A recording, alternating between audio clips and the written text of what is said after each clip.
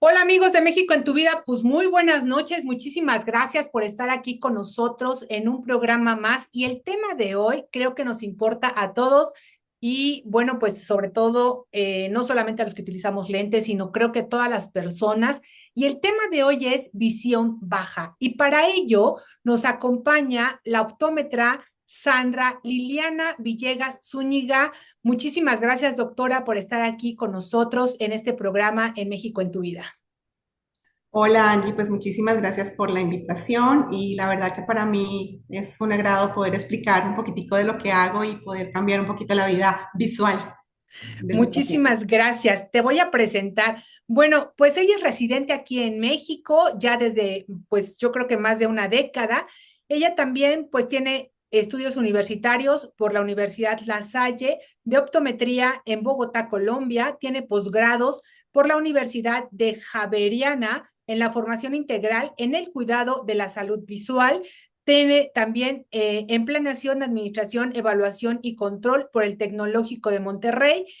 Tiene también una preparación en visión baja por la Fundación Conde de Valenciana y por la Fundación Aber ACC.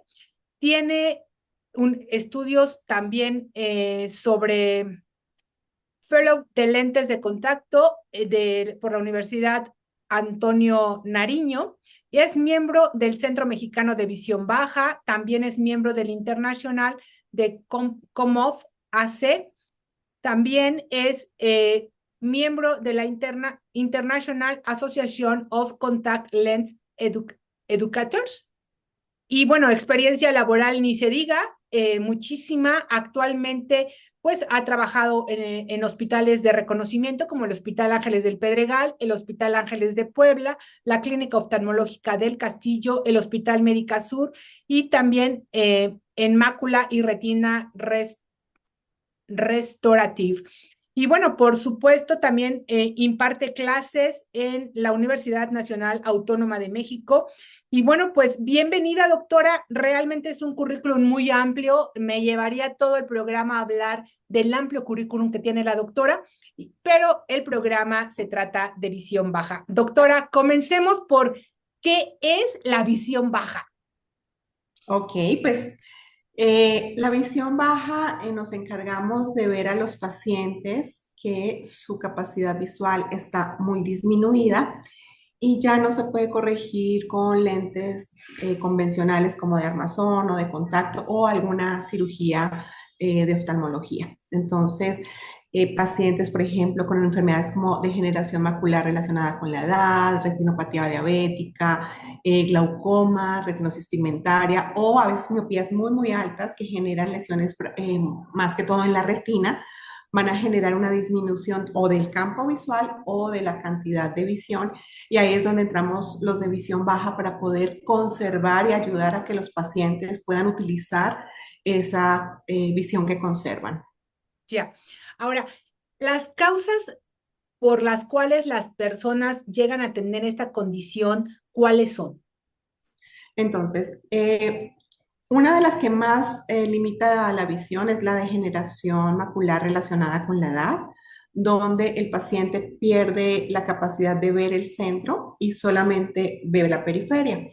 Porque nosotros tenemos un punto adentro de la retina que se llama la mácula, que es lo que nos permite ver los detalles. Voy a pasar un ojito esquemático para poder explicarles Claro, por supuesto, doctora. mejor que me entiendan Claro, por lo que supuesto, estoy por hablando. favor. Entonces, si nosotros tenemos nuestro ojito, adentro tenemos la capa que se llama la retina, que es esta capa que cubre la parte interna del ojo. Y hay un punto muy chiquitico que se llama mácula y ese punto es el donde tiene la mayor concentración de células y es la que nos permite ver los detalles, los colores. Y lamentablemente hay alguna enfermedad, como lo digo, que se llama la degeneración macular, que aparece aproximadamente después de los 60 años, donde esta mácula se va como inflamando y va haciendo que se distorsione la imagen y eso hace que el paciente empiece a ver los rostros borrados o cuando lee se pierde las imágenes. Y hay dos fases de la enfermedad. Una que se llama húmeda, que los retinólogos hacen el tratamiento con inyecciones para desinflamar esa mácula, y otra que se llama la seca.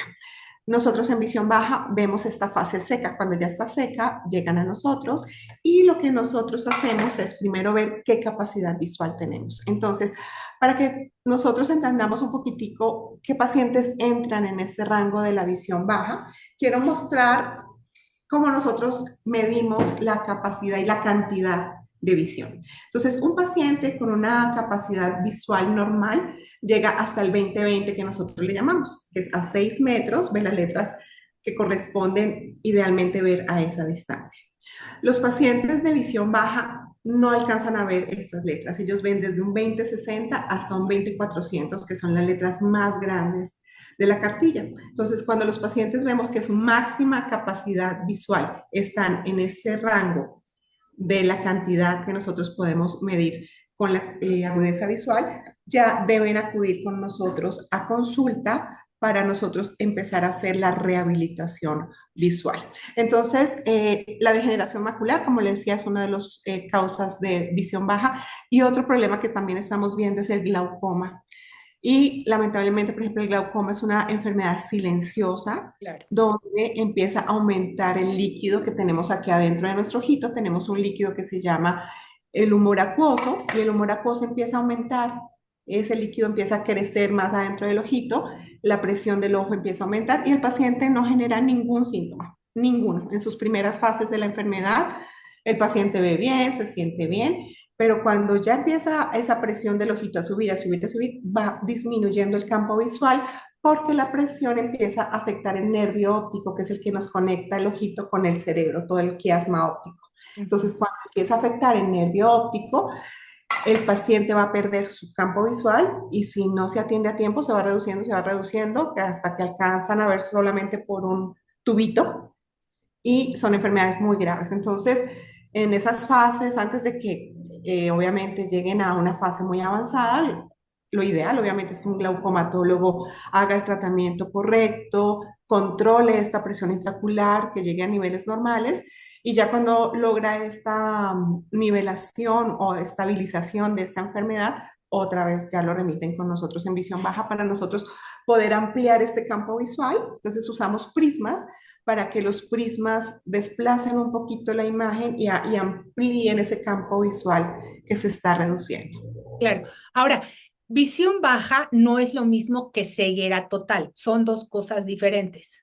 Son dos cosas totalmente diferentes. Entonces, esta visión baja, que como les decía, es una agudeza visual entre un 20/60, un 20/400, 20/200, y ya esos pacientes que tienen menos de 20/200, de 20/400 a menos, o sea que realmente ya por más de que le pongamos la letra grande no le alcanza a ver, se llaman ciegos legales. Entonces son pacientes que ven, pero su limitación es muy, muy grande. Entonces son ciegos legales. Y los ciegos totales son los que ya no ven absolutamente nada, no perciben ni luz, o sea, tienen oscuridad total. Ellos los consideramos ya ciegos totales. Totales, ok. Ahora, doctora, dentro de su experiencia, ya sea personal o profesional, ¿cómo ha sido el trabajar con estas personas de visión baja? Cuando llegan, pues, ¿cómo ha sido su experiencia con estas personas? Pues es una experiencia compleja. Sí son pacientes que hay que dedicarles mucho tiempo. Yo siento que en la visión baja tenemos que ser un poquito de psicólogos porque son pacientes que están sufriendo duelos. Claro. La gran mayoría de los pacientes de visión baja que yo veo son adultos mayores.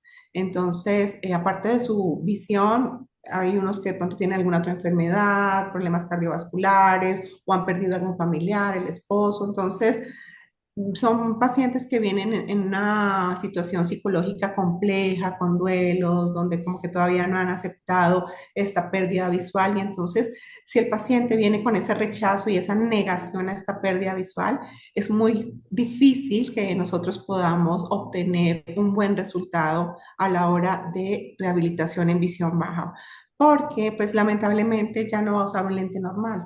Claro. Ya Entonces, por ejemplo, vamos a tener que usar lupas y entonces explicarle a un paciente con esa negación que use una lupa, pues lamentablemente no nos va a colaborar.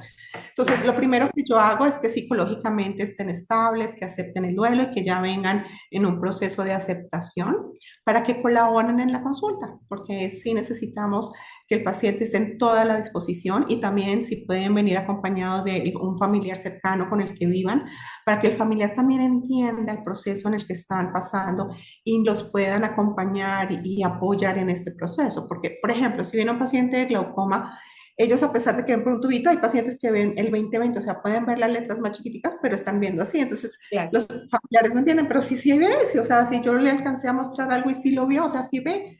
Entonces, hay que explicar, sí ven, pero su campo visual no, es más está reducido. reducido. Ajá, entonces en la consulta hacemos este proceso de explicarle tanto obviamente al paciente como a los familiares que entiendan todos estos cambios por los que está viviendo al perder visión, explicar las ayudas visuales que tenemos que utilizar, que lamentablemente no es solo una ayuda visual, necesitamos varias, una ayuda visual si quiere ver de lejos, una ayuda visual si quiere ver de cerca, una ayuda visual si quiere salir al sol, una ayuda visual si quiere mejorar el contraste. Entonces, son consultas largas, de aproximadamente una hora y media, mientras empezamos a ver todo el proceso. Y lo primero que le preguntamos al paciente es, ¿cuál es la primera meta que él quiere lograr de actividades que ha dejado de hacer por la limitación visual? Entonces, la gran mayoría me dicen la lectura, ¿no? Es uno de los síntomas que más refieren el no poder leer bien, es como la primera meta a la cual llegamos en la consulta. Y ahí ya nos vamos en las consultas subsecuentes, ir paso por paso. Claro. Ahora bien, eh, existen, bueno, mitos, ideas falsas sobre esta condición, como usted bien lo dice, pero si ve bien, ¿no? O se va a recuperar, no sé, o sea, ciertos mitos o ciertas creencias que las personas a veces, pues, quieren creer quizá que van a recuperar esa visión, porque yo me pongo en su estado y debe ser terrible de haber visto muy bien a dejar de ver, ¿no? Y además la agresión social, porque yo considero que debe de haber alguna agresión social, salvo que usted me diga que no, ¿no? Sobre las personas que van perdiendo la visión y que a veces, doctora, no sé si es paulatino o de repente se dan cuenta que ya no están viendo. En estas enfermedades que di los ejemplos, como en la degeneración macular y el glaucoma, son progresivas. Ok, O sea, el paciente va a ir perdiendo la visión poco a poco y ahí es donde lamentablemente cuando ellos tienen síntomas es porque ya la enfermedad viene de tiempo atrás. Entonces, sí es un cambio muy, muy brusco en ellos. El entorno social es muy complejo, ¿no? Porque como ya ellos empiezan, por ejemplo, en degeneración macular no distinguen rostros, entonces ya dicen, no es que el vecino ya no me habla porque dice que yo no lo saludo, pero es que cuando salgo a la calle pues no distingo quién es quién, ¿no? A menos de que reconozcan ya el voz. Entonces empiezan ellos también a estimular otros sentidos para empezar a buscar cómo defenderse en su entorno. Entonces es muy complejo que los pacientes puedan manejar esta situación, ¿no? De cómo le explico a mis amigos que cuando vamos a jugar, no sé, las cartas, pues ya no puedo ver las figuras, que ya me tengo que acercar, que ya me tengo que poner una lupa, unos binoculares para poder distinguir lo que vayamos a jugar, o me tengo que poner unos lentes especiales para poderles ver bien la cara. Y ese proceso de este cambio es muy, muy duro en ellos. Hay otras enfermedades que siguen el glaucoma, por ejemplo, hay un glaucoma de ángulo cerrado que puede ser abrupto, ¿no? Se sube la presión intraocular de un momento a otro y si ellos sienten una sintomatología muy marcada en el momento. Pero sí la gran mayoría de las enfermedades que causan visión baja son progresivas, por eso es importante irlo trabajando con los especialistas dependiendo de la enfermedad que tenga el paciente, que estén controlados, que estén estables, para que así nosotros podamos trabajar la rehabilitación visual. claro. Ahora, aparte de la lupa y de ir a su consulta, ¿usted les pone algún tipo de ejercicios o algo para que ellos vayan pues adaptando a su vida diaria y puedan de alguna manera tener una mejor calidad de vida? Porque yo considero que es una calidad de vida, no sé, ahorita se me ocurre quizá no mover los muebles, no sé, o sea, usted me podría indicar qué cosas podría hacer las personas con esta situación, aparte de acudir a su consulta? Sí, claro, aquí les damos una instrucción, indicaciones, recomendaciones que deben hacer en su casa, ¿no? Entonces, que siempre tengan el mismo orden, que sepan dónde dejan las cosas para que ellos en automático sepan, ah, pues aquí está el cepillo de dientes, aquí está la crema de dientes, la ropa, dividirla siempre por colores, ¿no? Yo ya sé que la primera parte es lo que está de color negro, después de color rojo, después de color blanco, y así que ellos sepan esta secuencia. Y por eso es importante trabajar de la mano con los familiares donde ellos convivan en el hogar. En los alimentos también podemos hacer que ellos puedan trabajar con los contrastes, ¿no? Por ejemplo, si vamos a picar una cebolla, pues idealmente que tengan una tabla de picar oscura para que haga contraste con el color blanco de la cebolla. Igual, si vamos a servir alimentos, entonces idealmente que tengan un plato de color oscuro, que no tengan platos o la vajilla que utilicen con matices o colores pintados, sino que sea de un solo color, o negro o blanco. Entonces, los alimentos blancos como el arroz, ponerlo en un plato oscuro. Los alimentos oscuros, no sé, como carne de res, por ejemplo, ponerlo en un plato blanco. Y así con estos contrastes ellos puedan distinguir un poquito mejor los alimentos. O igual, si tenemos un mantel claro, que la vajilla sea oscura. Entonces hay que jugar con estos contrastes para que ellos puedan distinguir un poco mejor su entorno, que ellos empiecen el desplazamiento, que siempre con la mano ellos, si es, por ejemplo, los que están limitados de su campo visual, siempre la mano les va a servir de guía para que ellos vayan guiándose en las paredes y no se vayan a Ape- golpear. Entonces empezamos a explicarles cómo tienen que hacer el desplazamiento en casa. Algunos, dependiendo también la condición visual, les recomiendo usar bastón de apoyo. O sea, si les digo que usen hay bastón para visión baja, pero ya al decirle a un paciente que use este tipo de bastón es como decirle, está ciego, ¿no? Ellos lo interpretan así, estoy ciego. Entonces dicen, no, yo no estoy ciego. Entonces, la- podemos empezar con un bastón de apoyo y les digo, o sea, en el momento que ustedes tengan un altibajo en el piso o algo que pierdan un poquito la seguridad, el bastón de apoyo los va a darle esa seguridad que en el momento se pierde. Entonces, cuando salgan a sitios desconocidos, aunque generalmente siempre pues deben ir acompañados en lo posible, pero sí un bastón de apoyo en algunas condiciones les ayuda. Entonces, si empezamos en casa con todos estos aditamentos de que ellos vayan adecuando todo su entorno a su limitación visual. Ahora, ¿usted recomienda para que las personas no lleguen pues ya cuando es muy tarde, a la consulta? ¿Usted cómo recomienda que las personas vayan, pues, con usted como optómetra o al oftalmólogo? No lo sé, con qué recurrencia o cuáles son como la sintomatología que la persona debería de estar atenta, porque doctora, no conocemos nuestro cuerpo, no sabemos hasta que nos duele y ya no hay remedio. O, ay, no, es que seguramente hoy amanecí con lagaña. O, ay, es que hoy solo amanecí cansado. Ay, es que me desvelé, es que me duele el ojo, pero no acudo, ¿no? Tomo, no sé, remedios placebos. Entonces, si usted no nos podría indicar, doctora, qué es lo recomendable. Sí, lamentablemente no tenemos esa cultura de la prevención, ¿no? Hasta que no tenemos un síntoma, no acudimos a una consulta. Entonces, como muy bien lo dijiste, si no tenemos ahí la lagaña o el ojo rojo o dolor, no asistimos a consulta. Entonces, la primera recomendación es que cada año nos hagamos una valoración tanto de optometría. En optometría hacemos la parte refractiva, ¿no? De ver la capacidad y cantidad visual, si tienen aumento, cuánto aumento necesitan, tanto de lejos, de cerca. Y la de oftalmología también es súper importante que la hagan una vez al año, donde ya se va a revisar las estructuras bien del ojito, la parte interna, lo que hablábamos de la presión intraocular. Entonces ahí es donde se puede detectar si están teniendo cambios que a veces no son visibles ni hay sintomatología, pero que un oftalmólogo lo puede detectar a tiempo. Por eso es importante dilatar la pupila para poder revisar bien la retina y ver zonas que a veces en una consulta normal no se observan. Entonces, el hacer una consulta, una valoración de fondo de ojo puede determinar esas enfermedades que empiezan a aparecer y tratarlas a tiempo, que es lo más importante. Obviamente también si hay un paciente que tiene hipertensión, diabetes, hay una enfermedad que se llama retinopatía diabética, o sea, lamentablemente la diabetes afecta todo el organismo si se descompensa, entonces también hay que estarla controlando y en el ojito como tiene vasitos tan delgaditos, es muy sensible a estos cambios o picos de azúcar. Si el paciente tiene cambios en su glucosa muy abruptos, puede tener algunas hemorragias en la parte de la retina y a veces son tan periféricas que el paciente ni se da cuenta, ni las percibe y no siente nada.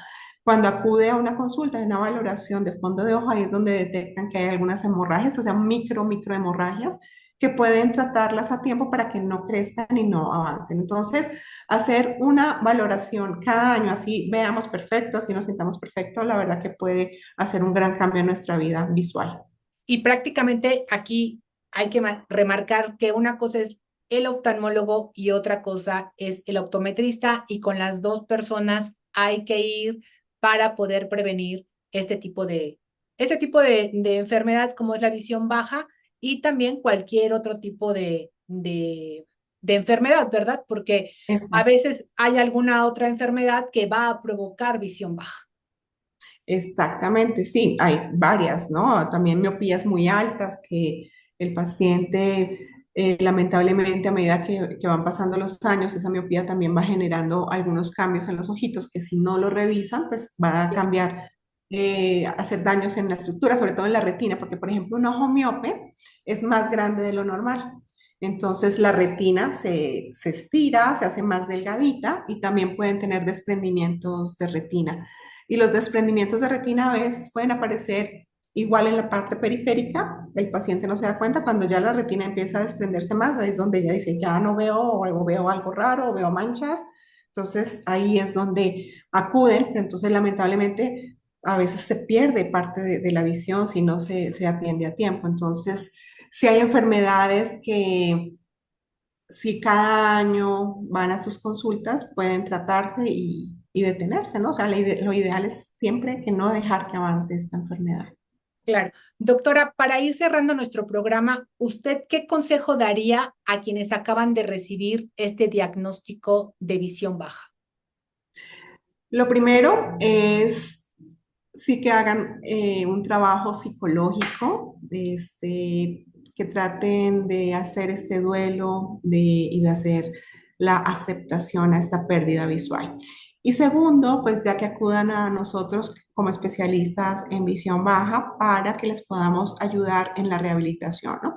Entonces, nosotros en la rehabilitación también las dividimos en dos áreas, la rehabilitación óptica y la rehabilitación no óptica. Entonces, en la rehabilitación óptica, como te decía hace un rato, pues usamos lupas, usamos binoculares, usamos prismas para desplazar la imagen, usamos filtros para mejorar los contrastes, porque hay pacientes que si hay mucho sol los deslumbra y no pueden enfocar, o si hay mucha oscuridad también les disminuye la visión. Entonces, buscar un filtro adecuado para que puedan enfocar según la intensidad de luz.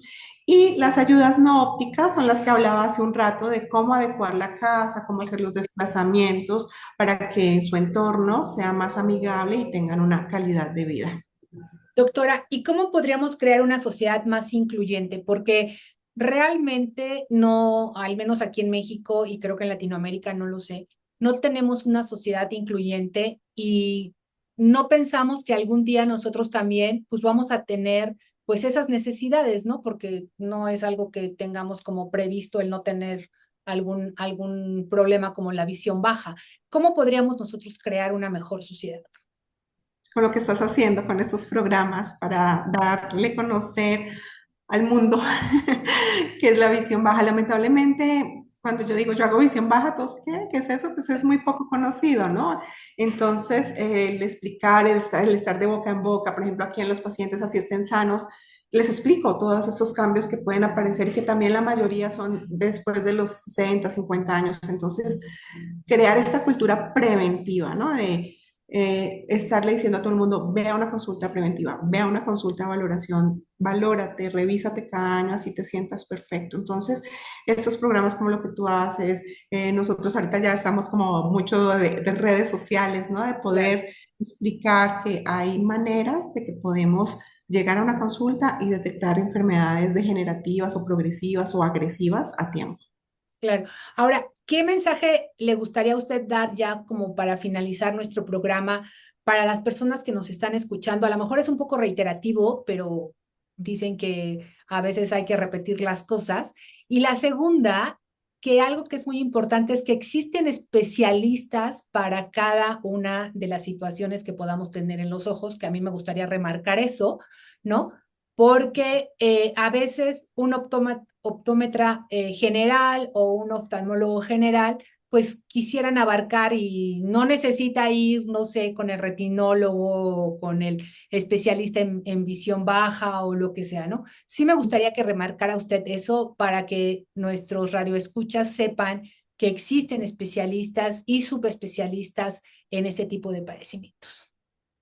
Sí, es muy importante porque para mí es maravilloso y es increíble ver que el ojito, que es una parte tan pequeñita de nuestro cuerpo, es una parte muy, muy compleja, ¿no? De muchas estructuras, el poder lograr la visión, el poder ver que es una maravilla y un regalo de Dios, pues es algo increíble. Entonces, sí, hay especialistas y subespecialistas. Entonces, el que nosotros vayamos a una valoración anual y que podamos detectar, no sé, si hay una enfermedad en la córnea, poder asistir con un especialista en córnea.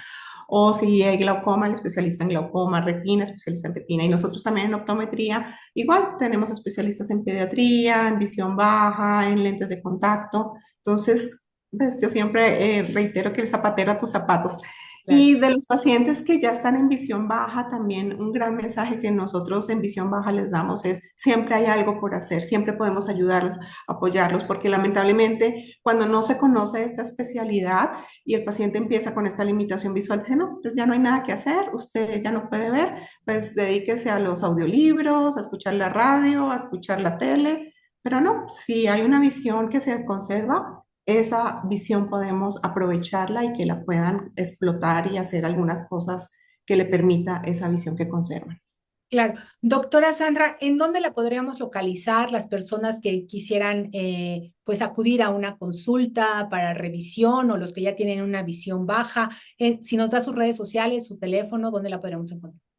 Sí, estoy, bueno, doy consulta en diferentes lugares. Yo doy consulta en Star Médica Tlanepantla, al Estado de México, en Polanco, en el Hospital Médica Sur, hacia el sur de la Ciudad de México, y también voy a Puebla a dar consulta.